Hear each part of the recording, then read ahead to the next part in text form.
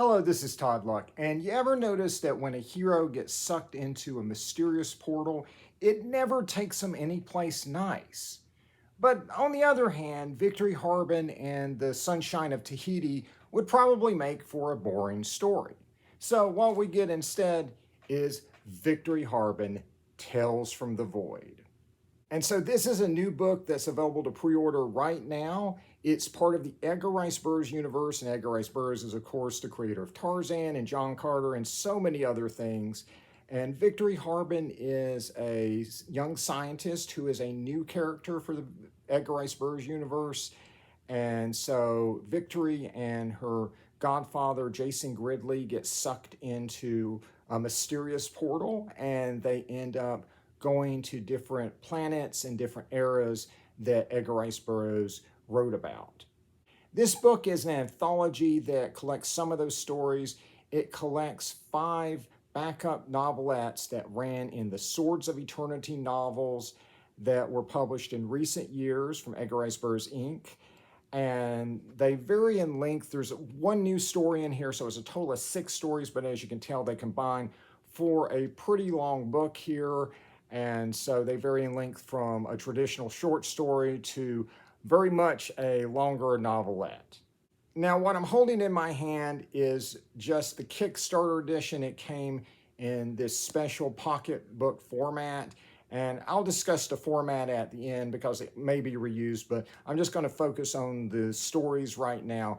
And so what's available to pre-order right now is going to be the regular edition, and it's going to come in this size. It's going to be a big boy book. And so let me show you what that cover is going to look like. And here's how that cover art looks on the regular edition. You get a bigger and better look at this gorgeous artwork from Mariana Puglio, Mike Wolfer, and Bruna Costa, who were the creative team that did the Victory Harbin comics. It's available to pre-order right now, and it's supposed to come out in September. It's available on Amazon for Kindle, and you can also get softcover, hardcover, and collector's edition. Collector's edition is limited to 200 copies, has a book plate that's signed, and an exclusive trading card, and that's available only on edgarriceburroughs.com. And so I've already reviewed most of the short stories in the original novels that they were published in. So we're just going to go through them very quickly, and I'm going to throw up some imagery just to give you an idea of the different worlds that Victory Harbin visits. All right, the first story is Pellucidar, Dark of the Sun. Pellucidar is the prehistoric world at the Earth's core, and this one is written by Christopher Paul Carey. And so this is basically just a story of how Victory Harbin and Jason Gridley got sucked into that portal, and it's just there to kind of explain that and get you started, but it is decently written. All right, the second story is Victory Harbin, Clash on Kaspok, and that is written by Mike Wolfer. Kaspok is the land that time forgot. This is a lost continent that has prehistoric creatures and peoples on it, and it's located somewhere in the Antarctic. And yes, this is the inspiration for Marvel's Savage Land. And so Victory Harbin ends up in this prehistoric world, and it goes through, how you would survive that experience. And then she meets Sita the Savage, who is this really cool character from the comics, and they survive together, but they also encounter some pretty crazy stuff. It's really well written, really good stuff. All right, next up is Victory Harbin, Storm Winds of Vana by Anne Tonsor-Zedes. This is set in Vana, which is the world in Sign of the Moon. There's this tropical alien world in the moon. And yes, Edgar Rice Burroughs found very few places he could not write a jungle into. So this is a story that kind of grips you right off the bat and keeps that tension going. It involves Victory Harbin meeting Vagos, which are these purple creatures, and they're usually enemies in the novels, but here she has to kind of team up to survive an encounter with the Kalkars, who are this race that have taken over Vana. And it does a good job of creating suspense. It does a good job of letting you identify with the characters and finding the humanity in the characters, even though they live in a world where literally everyone is trying to eat each other. Victory Harben and the Lord of the Veiled Eye by Christopher Paul Carey. That is our new story in here. And so this is a very science fiction-y kind of story. It doesn't really resemble anything you would normally see in a Burroughs novel. And there's not a lot of connection between her and the characters she meets. And Victory Harben kind of is an observer for a good bit of this story. She kind of takes a backseat as she's trying to figure things out, but she does get to do stuff in that final chapter, and she kicks a lot of ass and does some really epic stuff. And overall, I did find it to be a unusual for the Burroughs universe story, but one that was satisfying and just kind of a nice change of pace. And whether this is a standalone story or a tie-in to her next novel, it's hard to say. It could be either. I think it works either way. It is satisfying on its own. All right, that's it for the Victory Harben stories in this book. Next up is Jason Gridley of Earth, Across the Moons of Mars by Gary Graybill. This is the story of how Jason Gridley gets back to Earth, but first he's got to go through both moons of Mars. Now, one of those moons we've seen in the John Carter novels by Edgar Rice Burroughs, and Jason Gridley's adventure on that moon is very Burroughs-esque. But that second moon we've never seen in the novels. And so the adventure there is more of a sci-fi thriller, but what Jason Gridley finds there is tied into the mythos of Mars in a very clever way. This is a very well-written suspense story that has humor and humanity and adventure in it, and it's just a joy to read. And the final story is Beyond the Furthest Star, Rescue on Xandar by Mike Wolfer. And I gotta tell you, this feels like 100% proof Burroughs. What this story does is it stars Tila, who is Victory Harben's alien friend in the comics on Xandar.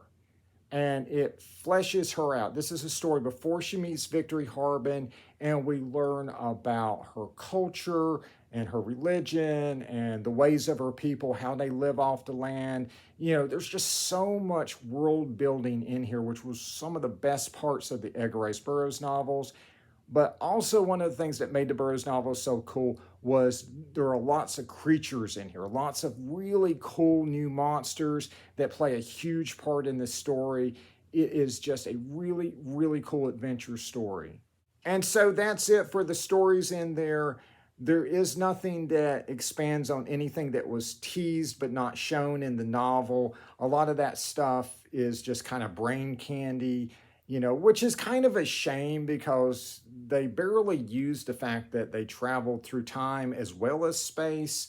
You know, it would have been interesting to see her team up with different historic characters in the Burroughs novels. I mean, imagine her, you know, being involved in Roman intrigue in I Am a Barbarian, or Victory Harben fighting alongside the Apache chief, or learning stenography from the girl from Ferris's. The possibilities were endless. Now, there is a little bit of additional material added in here with a prologue, interludes, and an epilogue, but they're not going to get you anything new. This is basically just there to orient the reader who didn't get Victory Harben's novel about what happened in that novel. But I will say the epilogue does tease some questions that will be addressed in her next novel, which is going to be called Victory Harben and the Reaver of Worlds. It's also going to be written by Christopher Paul Carey, but there's no information about when it will be released at this point. And so this is a good anthology of solid stories. It is a lot cheaper than buying all of these individual novels that these short stories originally appeared in. And so if you bought just one novel or a couple novels, like for instance, you just bought Victory Harben or Tarzan, and you were wondering what all of those other novelettes and short stories were like, this is a good way to do it.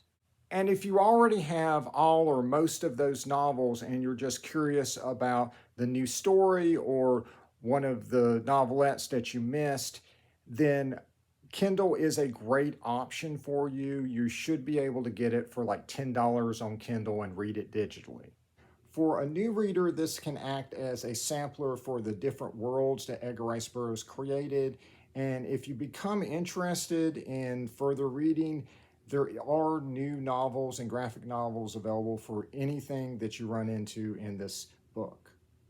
If you become interested in Vana, the world inside of the moon, pick up The Moon Maid, The Three Keys. This is originally published as comics by American Mythology and is available as a trade paperback exclusively on edgarriceburroughs.com. If you're interested in The Land That Time Forgot, there is a new novel that's coming that's up for pre-order right now, and it's written by Mike Wolfer.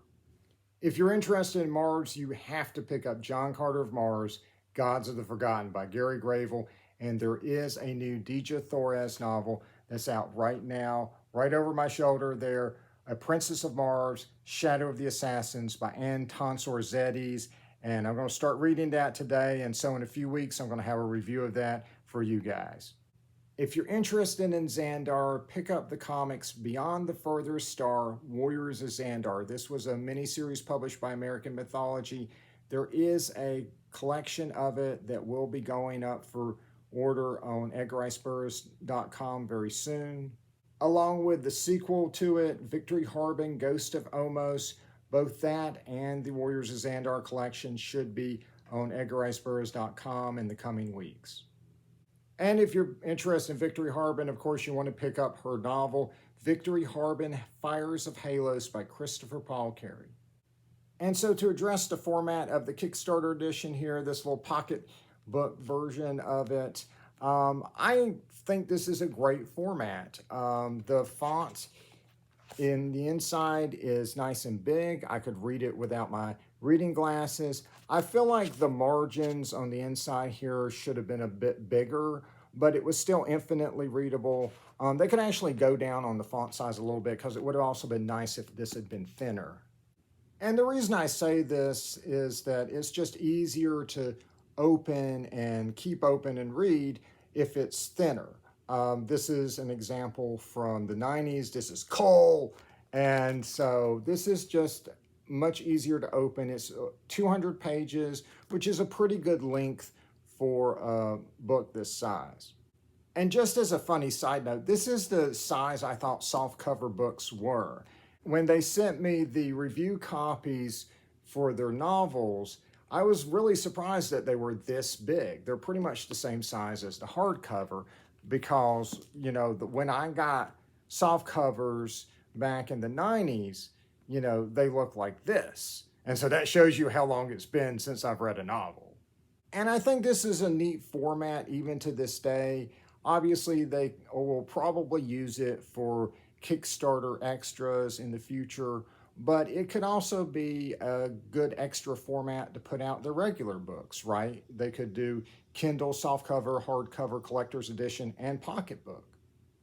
And could also be a good way to put out Edgar Rice Burroughs' original works. Right now, they're putting out all of the Edgar Rice Burroughs novels as these Edgar Rice Burroughs authorized library editions that are hardcovers with Joe Jusko covers and extras in the back, but they only put out a few of them a year, and so it's taking a long time to get through all 80 novels. In the meantime, people would love to consume these books, but they don't have a way to do it and support Edgar Rice Burroughs, Inc. So maybe putting it out in an alternate format like this might fill that gap. But those are just some possibilities. I just think it's a neat format, and I think it's a neat book that's worth picking up in its regular edition. All right, guys, like and subscribe for more videos, and until next time, see ya.